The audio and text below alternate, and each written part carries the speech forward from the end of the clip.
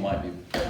All right, so here's a new build that I'm going to plane the board on. I say plane, I'm actually not gonna use a hand plane or anything. And I have before. When I first did this one, I used a hand plane because I was changing the radius from 9.25, 9.5 to 12. Because this is a board, fingerboard that I purchased. And then I cut a neck length that started life out just a piece of wood, and then cut the rest of it out. So my plan was to change this to a 12, just because I like 12 radiuses. And Could you talk about radiuses, pros and cons of different? oh yeah, so we talked a little bit yesterday on a why you would want a certain radius. You know, the lower the number, the tighter the radius. So 7.25 is going to be a pretty tight radius, meaning that I'm going to pass these radius gauges around, so you can kind of compare. That's a 7.25 arch. It's kind of hard to see. And then they just get flatter as you go. And we talked about yesterday how if you're playing chords primarily, the more rounded the fingerboard is, it's easier, and your hand kind of goes into, you know, a rounded shape. So it's nice to play chords with a rounded fingerboard. But when you go up the neck and play, let me grab a. You're fine. I'm gonna get that here. On an electric guitar, when you go up the fretboard and play, you won't have inevitably a problem when you fret and bend. So players will come, they'll play up the neck, and they'll bend, and usually when you get right here, you would hear that, it would choke out. It would choke out on the fret in front of it. So you want to be able to have a low action and play all the way up the neck. So if you have a 7.25, you have the issue of choking out, and the reason why is you've got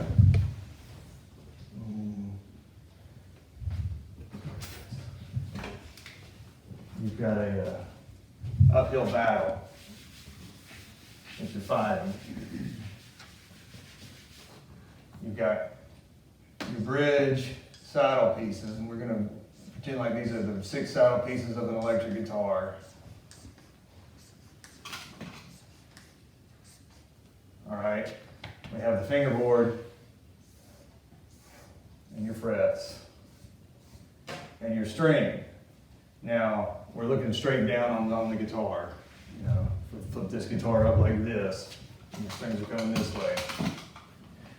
If you've got that high string going here, and then if you flip this up and looked at the end of the fingerboard, where the truss rod is, that's the truss rod hole, and that's the E string cut in half, or cut right down the middle. You're viewing this way. If you take your finger and you bend this string up here, because your finger's here, there's your big finger. You're bending uphill, because you still have this point down here, right? Mm-hmm. And you've bent this to this point up here, Yeah. right here.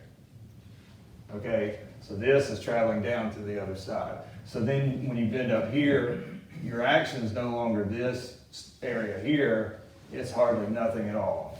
So for those players who are playing big blues bends and things like that, they suffered because they would have to take their guitars and make the string heights really tall in order to make those bends. So there's a couple different things you can do. When we're playing this board, we're going to do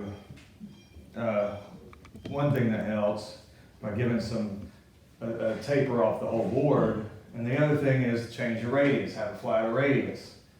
I chose a 12 because I want the same radius all the way down, just because it's easy. This has got a compound radius. This starts at like I believe if I remember right, 12 and goes all the way down to almost 20 by the end of it. So it flattens out down here, so you can chord better here, you can do your bends, because we've got a flatter radius that goes, you know, lower than this.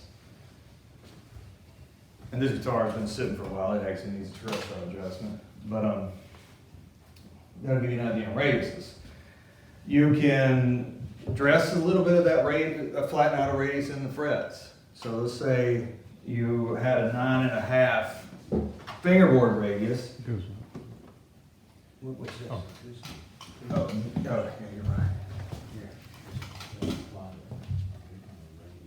Jason, there's a good video, YouTube video on compound radius that shows how and why and the calculations that, because it's actually a section of a cone. Yeah. And it shows how to, you know, you can't just arbitrarily choose 10 and 20.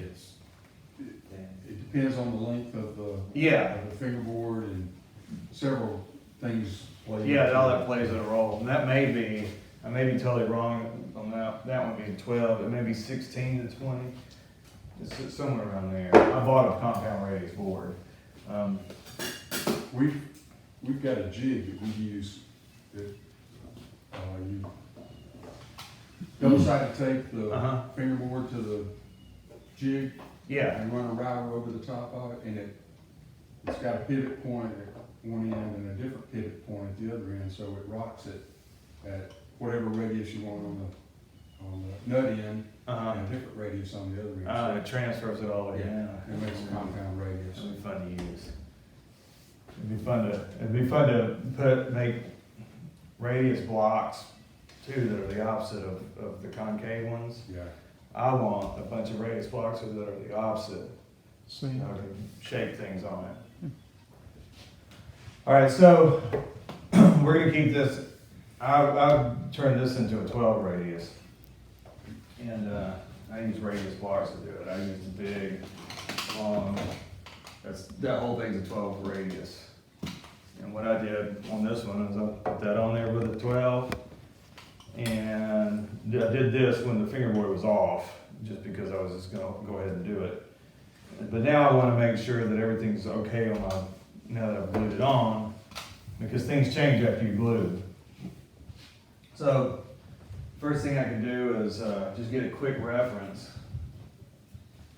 And I brought the neck relief gauge that I'm used to using. I went back to the shop and got it. I'm so used to using this one versus what I was using yesterday. I'll make sure it's zeroed out. I just want to get kind of a reference from what I would be reading on my frets. And so I've got a neck relief of 4/1000ths of an inch right now. And I'm gonna see where my rod's sitting. Now this is that double action rod I showed you yesterday. So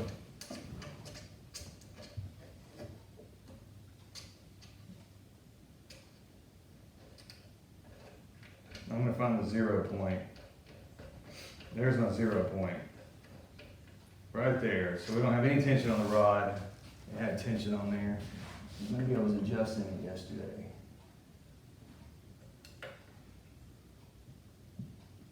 All right. So with no tension on the rod, I'm reading 7/1000ths relief.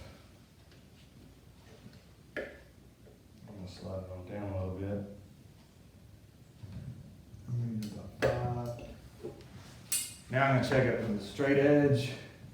You want it at 0? Yeah, I want to plane this at 0. So 0 with no tension on the rod, right? Yeah, that's what I want to do right now. So, we'll see how long this takes.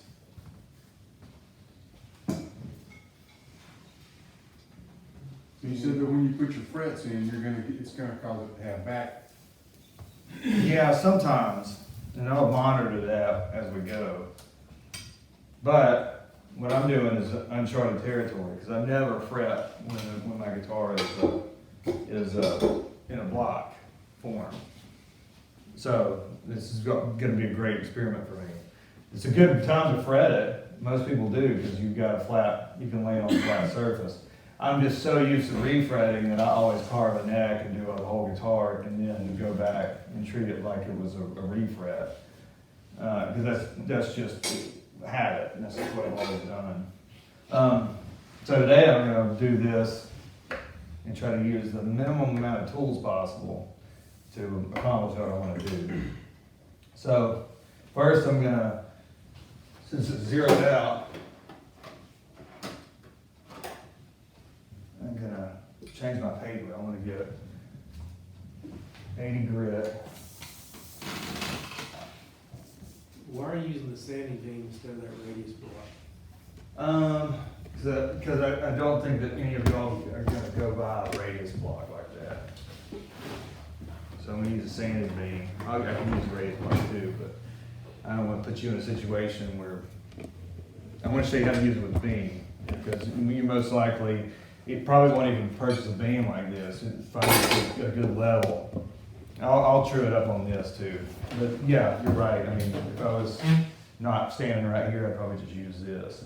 Would those like smaller blocks that are like that big, are those good enough to use too? Well, it's good, if I use a small block, it's gonna follow the dip that I have. Yeah. So you need a long one. Now, I've got another option too. I can actually tighten my rod a little bit and see if I don't want to take too much off the board. But I got a thick board, so I may as well try to take as much off of the true it up the way it sits. So, first things first, I'm gonna get some naphtha and clean this off. What's the radius on that beam, the one you got there? 12. You would use it if you weren't concerned about tools? Yeah. I But it's would. gonna take the compound radius out, isn't it? Huh? It'll take the compound radius out, won't it? No, this doesn't have a compound radius. Oh. This is just straight 12. If you had a compound radius, so that usually that would take it out. Not necessarily. You want to, when I use this beam, I'm going to show you how you would sand to try to keep a cone, which is a compound radius, like the band was saying, or just a cylinder radius. So the difference would be when you sand with this beam on there, you're going to want to. Let me get this on here first. Sorry, my wife would say, "Can you not multitask?" And I was like, "No, I can't." I'm not good at it. Absolutely. All right, I would say 80 grit because I want to hog this off. You know, I'm not worried about getting the fingerboard perfect as far as scratches before I put the frets in, because I'm going to show you how to scrape a board afterwards. All right, so if you're gonna, this is a 12 radius all the way down, and this is gonna be a little tough because I got to picture my center line the whole time, and it's easier when you've already got fret dots in here. I don't have any fret dots in here, so I need to keep this, and it's tough to do. I need to keep this parallel to the center line the whole time versus the string path. String path will follow a radius that's a compound radius board. If you follow just the center line, then it's going to do your 12 radius. And then you don't have to worry about any of this. Meaning that, does that make sense to everybody? Who doesn't it make sense to? Because I can draw it out. Go You ahead. want me to draw it out? I thought you wanted a compound radius. Well, not on this one. I mean, you can do a compound radius if you want to, but this I want a 12 all the way down. Because that's what most guitars are going to be. If you buy a guitar, I would say 80% of guitars aren't compound radius, because they're going to be You talking about electrics or acoustic or the? on both. On both. So, let's see.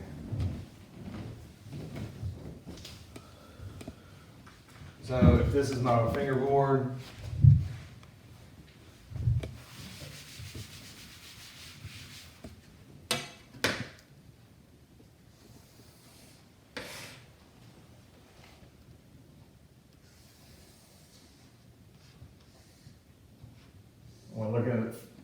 straight down. I'm going to sand straight,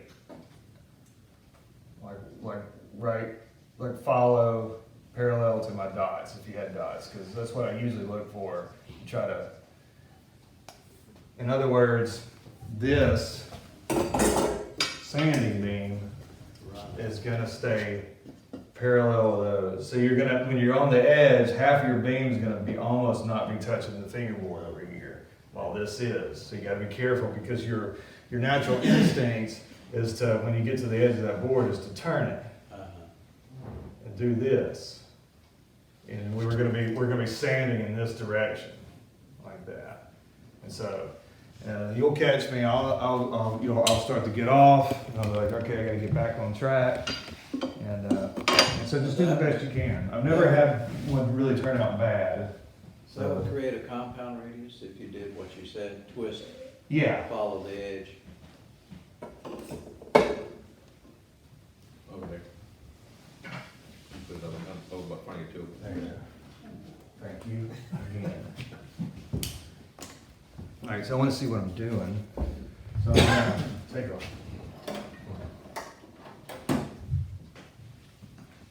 white pencil here. I'm gonna sharpen it. I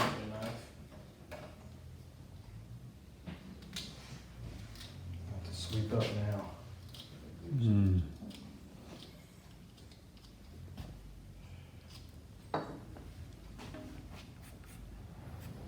gonna put some marks.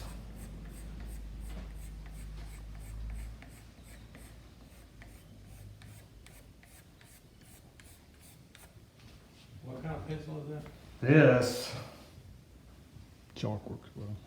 yeah, chalk would work good. Is that just a colored pencil though? Yeah, it's I got this at the art store.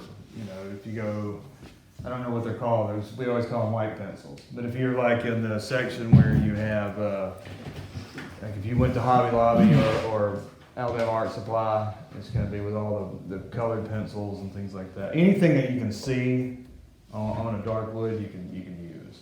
You can even use pencil lead if you wanted to, because when you get in the light, you can see the reflection of that pencil lead on that rosewood. Sewing shops make a lot of them. Dressmakers. So when I stand like this, I'm gonna brace myself.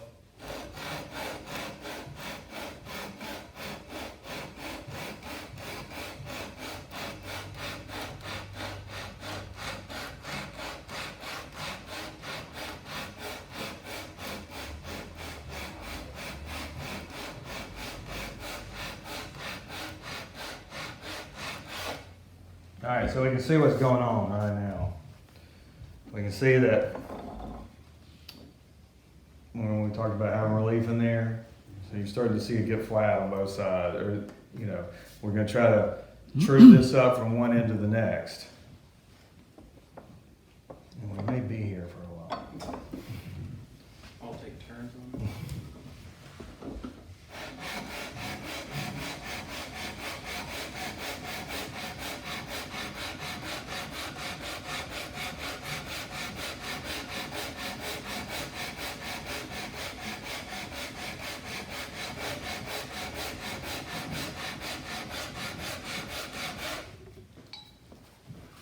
I usually have a vacuum cleaner on hand.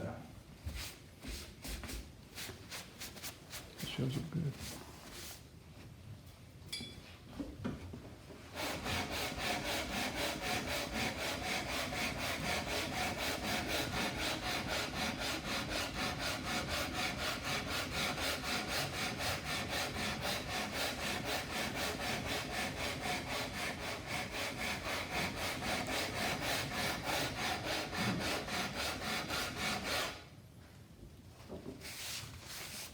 So we're getting closer. I'm seeing that I got more of a dip on this side than I do on this side.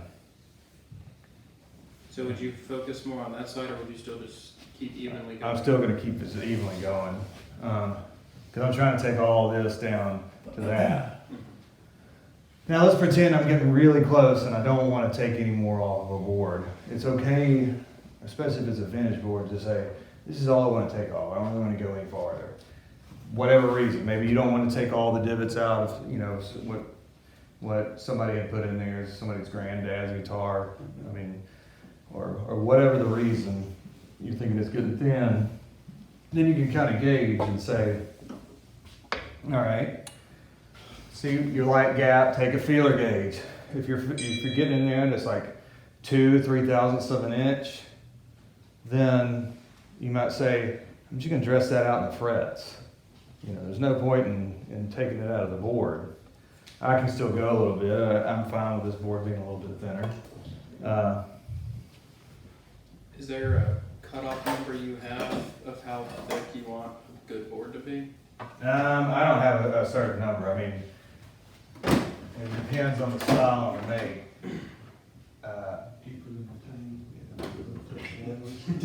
And remember, fenders, a lot of fenders are veneered fingerboards, so they're not a slab board. This is what they call a slab board. The whole thing is, it's got a flat bottom. A lot of your fenders you'll see, they put the radius in the maple, and then they put a veneer of rosewood on top. And those are called veneered boards. So you bought that already slotted, correct? I did. So now you're taking stuff off the top, so your slots aren't gonna be the same depth. They're not gonna be the same depth, but if I need to make them deeper, I will. Okay. And which is fairly simple. This is a fret bender. While I'm doing this, I'm just gonna pass things around to people. So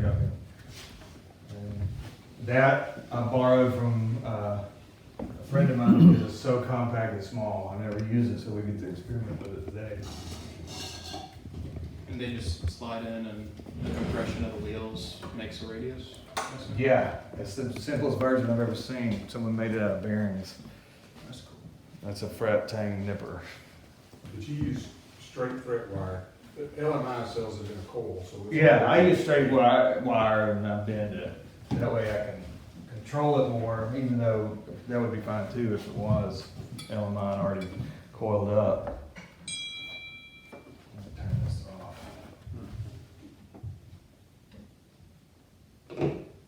I'm sure someone tell me the world's ending. With all this stuff going on. When I had to just shut the news off. For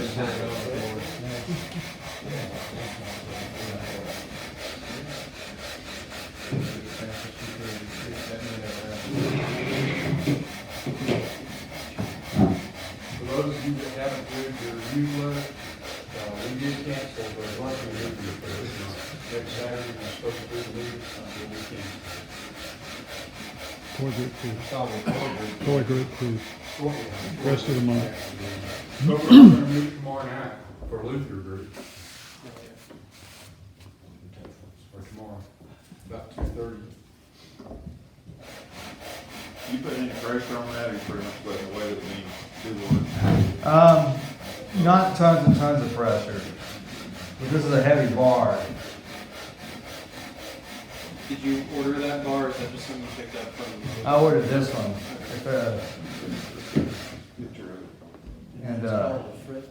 But yeah, it's pretty heavy. And it's not aluminum, it's steel. I bought this from Stu Mack. And if I were to go back, I've bought plenty of them since in different sizes. And none of them I bought from Stu Mack, because later on in life you started seeing other people sell them for a fraction of the cost. And I've even got steel tubing from Lowe's, like square, that are small. I make small blocks out of them. I just take a piece of, I usually take this, and that's how I did this one. That's just a level, again. And I clamp that into a vise, or put it, and I would go on top of it until I wouldn't see, until I would get it nice and flat. All right, so I'm getting pretty close. I'm almost done with making it flat.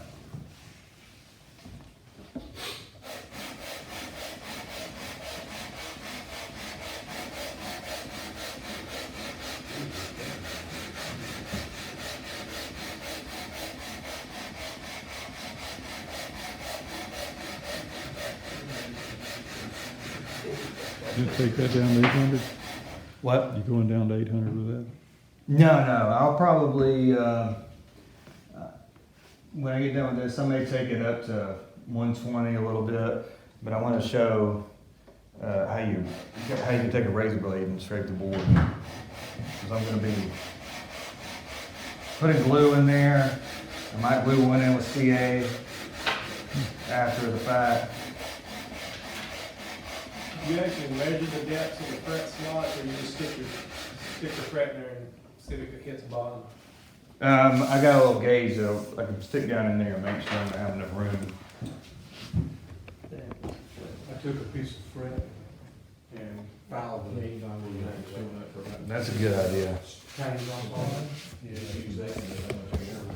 All right, I got just a tiny little bit right there. I might leave that and go ahead and do some fall off. Radius in your front.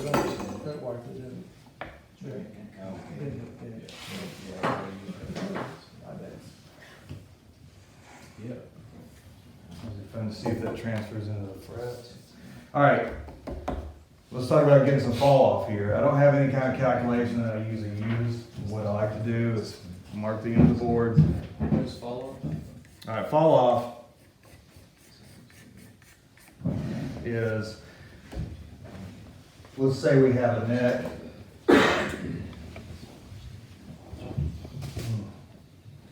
Where is it? But right there in their tools. What you look for? That, yeah. See him. All right, so we're looking at the side of the fingerboard again. And that's the fingerboard, and then kind of when, especially in acoustics, when it joins the body, I want a small bit of fall off. Where it just slightly tapers down, you know, a few thousandths of an inch. That's gonna help out with those bends. That's gonna help out if you put it on an electric guitar body and you use a shim and it starts to want to warp later on. Remember how we talked about that? I had a picture over there, I drew at one point where when you bolted this onto a neck, the fender usually puts a shim in the front, and when you crank it down, it would make the tongue rise and warp over time. That'll help if that's a situation that happens. I mean, it's your guitar, you can put a whole shim underneath it like you're supposed to, but it doesn't mean that it's always gonna live that way. It doesn't mean that even a guitar, like if I build this guitar and someone buys it, they may be across the country, have somebody set up, they might put a shim in there. And then that's gonna help out with that. Now this is how I'm gonna get that. I'll take 2 pieces of tape. And who has a piece of paper? I need a piece of paper. Good full sheet. Bigger than that. Probably bigger than that. Who's got a full size? Cal got one. Here. I'm gonna put this right about the 6th fret. Thank you. I'm gonna put this about, let me tell you how thick I'm doing. I always use 2 pieces of tape, I just always have. I tape it at the 6th fret. Let's see how thick this is.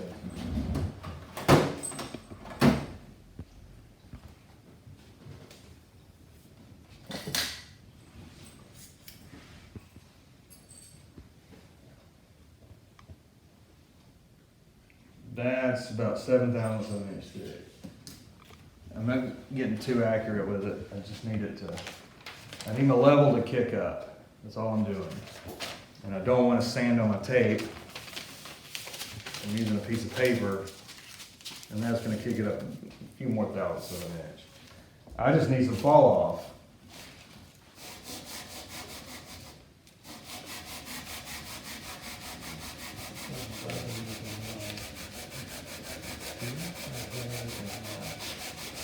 And on this, I'm only going to take it to about the depth of the pocket. I want to keep the radius.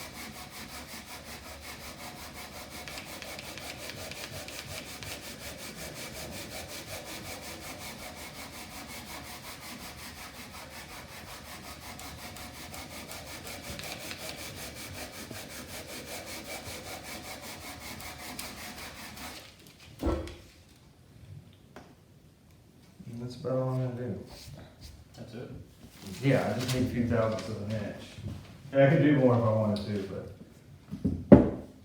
I don't feel like it's gonna be necessary. I also don't want y'all to spend your whole day watching me sand this.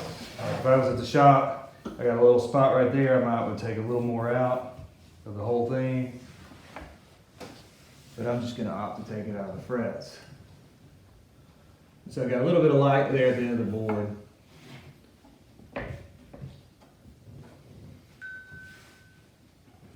So it's starting to hit right about here. Then I'm just gonna kind of go over that board with that was 80 grit. I usually have bigger pieces of sandpaper. Now you can polish this board out of this however you would like. You can go all the way with it. I'm not gonna go hardly anywhere with it at this point. Because I'm gonna start fretting it. I'm gonna be scraping the board because I'm gonna be using glues and all sorts of stuff. So I'm showing you how I would do on a new build.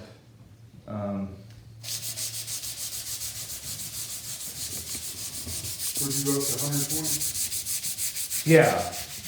I mean, realistically, you can go all the way up to 600 and whatever you want. But that's what you have right there on the block.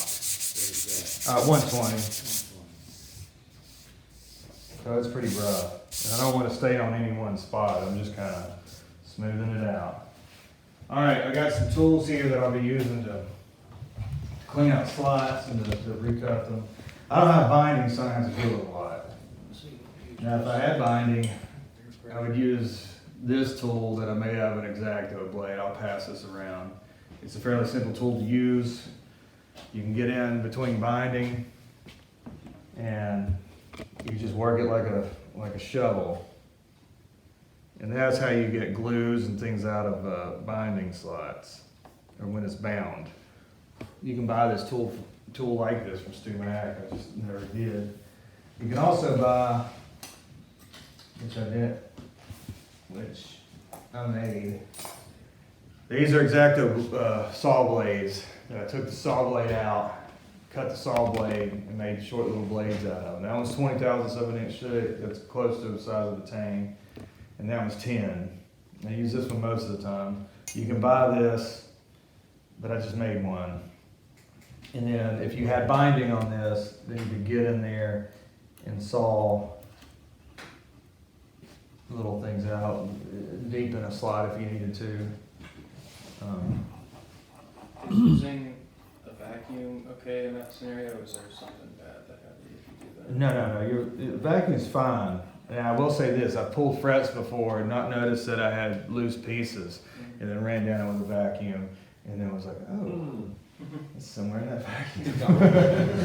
And then I just have fingerboard damage I've got to take care of. So I guess just look before you use it. Yeah, and when you pull frets, which we're going to do here shortly, you want to any chip outs that you get, you want to fix it right then. Don't say, well, I got a chip out there and I've got the piece. Let me just go on down the board and take all the frets out, because you're going to lose the chip. And I've done that before. It's like, oh, that one's still kind of stuck on, but I'm just going to go ahead and go down the board. And then you go back and say, well, where did it go? So just hypothetically, what if you don't have that chip? No, we'll fix it. What we'll do is I'll take sometimes I do it after the fret's in, especially if I'm going to wick glue in underneath the fret, which I'm going to show you how to do on this. Maybe on that table. I'll fix it then and then actually chisel up next to the fret, blend it into the fingerboard by scraping the board. Save some of that sawdust? You save some of that sawdust. I got some rows of the dust over here, but I'd probably try to save some of this. This is a Teflon strip that's like, I buy these from Stu Mac, that the glue won't stick to it, and you can slide it into that slot, and it's the same thickness as their fret slots.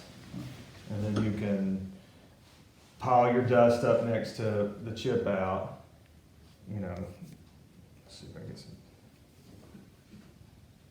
Let's say you had to pile your dust up into the chip out there, that would be a lot of dust, but, and then you would take your thin CA and put a drop of it, it'll look right in there. If you felt like you needed to use accelerator to make it go quick, accelerators make CAs go dry real fast. What does that stand for, contact adhesive or CAs? CA, cyanoacrylate. Super glue. Super thin glue, cyanoacrylate. Now that's an accelerator. What this is when you put your super glue down, you spray it with an accelerator, and it makes the super glue dry even faster than what it says on the bottle, which is 1 to 3 seconds. What we know about super glue is that it'll dry instantly on anything you don't want it to dry instantly on, and it'll take forever on anything that you want it to. So since it's like a fret, you're sitting there holding it down, and you put super glue in there to hold it in down. Inevitably, every time you pick up your finger or whatever you're holding the fret down with, it just pops back up. But if we didn't want to go down, you have to put super glue over it just instantly, is what I'm trying to say. So you can hold it down, you can spray a little accelerator on there. Okay, this is where we go back to the glue boost. The glue boost stuff with this accelerator, for some reason, doesn't blush or get white. It has some sort of chemical reaction when this hits CA that if you get too wet of a coat, it will just blush and turn as white as can be. Anybody experienced that uses CA? This stuff doesn't tend to do that. So I don't know what kind of formula it's in. That's what they keep saying. They altered the formula. Something about that accelerator will stain some woods too. Yeah, and what I use at the shop when I'm using this stuff is, in my shop, I only have this because I came here in case I needed some accelerator spray on something. What I found is it won't blush your CA very much if you're using a mist. So I actually have on my bench, I have a small, I went and bought a cheap air compressor at Harbor Freight. I've got a old airbrush, and I actually put my accelerator in the airbrush and turn my airbrush really, really low. And so it's almost putting out a dry mist of the accelerator, and I don't get as much blushing. I learned that trick from a guy that worked at Taylor. That's what they do. Because when they touch up things in Taylor's, they use cyanoacrylate super glue, and they use an airbrush with the accelerator in it. And they all have an airbrush beside their bench, and so this kind of eliminates that. This is a lot more expensive than that, and so that's the only drawback to that. And that's how I use to fix a chip. So once you pull that out, you'll have this big, blob there, and then take a sanding stick or whatever, something flat. You're not gonna be able to just use sandpaper because it's gonna bounce on top of it. And then you're gonna need to make that flat again. And if it's too big of a spot, you probably want to actually pack some wood in there. Because if you really buff out a board, CA looks different. A CA patch with super glue is gonna look shinier than your board. In some cases, you would just kind of satin out the whole piece of wood and it blends in just fine. So I'm gonna clean these slots out real quick, make sure that they're gonna be deep enough. I suspect they will because they slot them pretty deep. It's not like I did tons of sanding on it. I'm gonna use my fret saw and just pull. I don't know, maybe slide more. Now, these saws, they have a guard that you can go and you can control your depth. Since I didn't bring my guard, I'm not going to control my depth. I'm just going to make sure I don't cut through the board.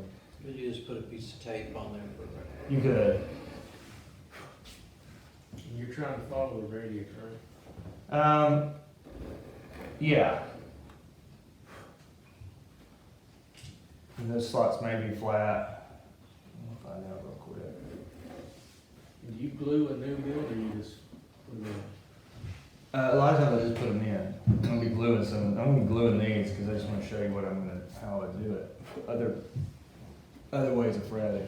So new builds, a lot of times I don't, unless I just feel the need to. Well, don't some of them say that the CA glue helps fill in any voids and Mm-hmm. gives better sound or something? Yeah. And you can glue frets that are already in your guitar. If you think you've got maybe a dead sounding guitar, or you just felt like you wanted to, so I'm gonna show you how to wig CA into a fret slide. I read about the dead frets. What exactly is a dead fret? Well, I think that it's kind of what Van was just saying. It's or maybe you have one fret that has a lot of air gap, or maybe you've got binding that has we had to undercut the tang, and maybe the tang got undercut so far in that when the string press is there, there's just an air pocket underneath it, and so it sounds different than all the other ones. Maybe it sounds the same note, but it just has a slightly different tone. So that's why gluing frets in, some people say is good because it helps to fill all those voids in the fingerboard, if there are any. Would that be the first thing you do, or would you try to pull it? If somebody said there's a dead fret, would you try to glue it first, or would you pull it? Probably try to glue it and see what happens, because I can always pull it, and gluing it would be, I can wick glue in there fairly quick and see if that's actually the culprit. You know, sometimes it's because the fret's not crowned good enough. You know, you always think fret buzzing, you think, well, it's buzzing on the fret in front of it. That's not necessarily the case. If you got a fret, you know, fret you want kind of like this. The string comes across it, makes contact right at the top.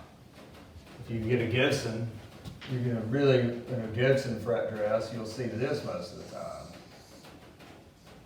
You know, that's what a lot of the tops of their frets look like. And they don't spend a whole lot of time, they level them, they don't spend a whole lot of time recrowning them.